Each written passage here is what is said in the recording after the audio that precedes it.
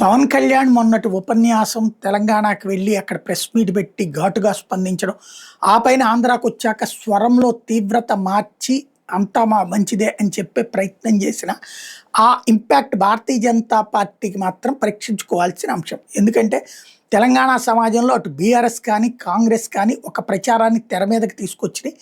అది మొన్న లోకేష్ ఎట్లయితే తెలంగాణలో పార్టీని బలోపేతం చేయాలన్నటువంటి అంశం, అట్లాగే పవన్ కళ్యాణ్ మేము ఇక్కడి నుంచి పోటీ చేస్తాం, మమ్మల్ని ఆపేది ఎవడరా అన్నటువంటిది మీ అయ్య జాగీరా లాంటి మాటల తర్వాతన ఇలాంటి సందర్భంలో వీళ్ళిద్దరూ కూడా యాంటీ తెలంగాణ ఎమోషన్ని పెంచినట్టయింది.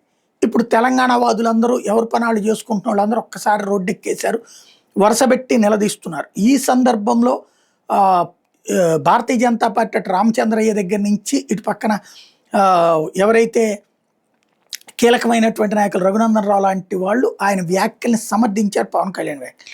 ఇప్పుడు ఏం ప్రొజెక్షన్ జరుగుతోంది? టీడీపీ, జనసేన, బీజేపీ కలిసి పొత్తు పెట్టుకుని హైదరాబాద్ ఎలక్షన్స్లో జిహెచ్ఎంసీ, ఇప్పుడు అది 3 కార్పొరేషన్లు అయితే 3 కార్పొరేషన్లు, ఒక హైదరాబాద్గానే ఉంటే హైదరాబాద్ కార్పొరేషన్గా ఎన్నికలు పెడతారు. ఆ ఎన్నికల్లో వీళ్ళు ముగ్గురు కలిసి పోటీ చేస్తారన్న ప్రచారం జరుగుతోంది. అలాగే 2028లో జరుగుతాయా, 29లో జరుగుతాయి? వాస్తవంగా అయితే 28 ఎండింగ్లో జరగాలి. కానీ మొన్న ఈ మధ్యన ఢిల్లీ వెళ్ళొచ్చిన తర్వాత రేవంత్ రెడ్డి చెప్పుకొచ్చారు కదా, 29లో జరుగుతాయి, ఒక 6 నెలలు నాకు ఎక్స్టెన్షన్ రాబోతుంది, జమిలి ఎన్నికలు రాబోతున్నాయని. ఆ విధంగా జరిగితే 29లో జరుగుతాయి. ఆ ఎన్నికల్లో ముగ్గురు కలిసి పోటీ చేస్తారన్నటువంటి ప్రచారం మరొకటి తెర మీదకు తీసుకొచ్చారు తెలంగాణ ఉద్యమకారులు. ఇది బీజేపీకి ఒక రకంగా ఆత్మహత్య సదృశ్యమైంది. 2014 లాంటి పరిస్థితి వస్తుంది. అలా కాకుండా ఉండాలంటే నిజాయితీగా స్పష్టంగా చెప్పాలి. మేము పవన్ కళ్యాణ్ని రానియకపోవడాన్ని, అదే పవన్ కళ్యాణ్ మీటింగ్ పెట్టనీయకపోవడాన్ని అభ్యంతరం వ్యక్తం చేశాను తప్పించి కలిసి పోటీ చేయమని. క్రిందసారి కలిసి పోటీ చేశారు 2023లో. పోటీ చేసి ఇద్దరు దెబ్బతిన్నటువంటి పరిస్థితి. 8 బీజేపీ గెలుచుకుంది, 1 గెలుచుకోలేదు జనసేన. కానీ ప్రచారం మాత్రం జరిగిపోయింది. ఆ ఇంపాక్ట్ బీజేపీకి మైనస్ అయింది.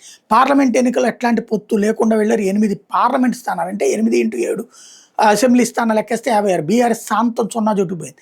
ఇప్పుడు సెకండ్ ప్లేస్కి బీజేపీ వచ్చింది అనుకుంటే మళ్ళీ ఇప్పుడు పాత రోజులకి వెళ్తారా ఏంటి? అసెంబ్లీ టైంలో పరిస్థితి 23, లేకపోతే 18 నాటి పరిస్థితి, లేకపోతే 14 లాంటి పరిస్థితికి వెళ్ళడమా, లేకపోతే స్థిరంగా బాధ్యతగా చెప్పడమా అన్నది ఇప్పుడు తేల్చుకోవాల్సిన బీజేపీ తెలంగాణ నాయకులు.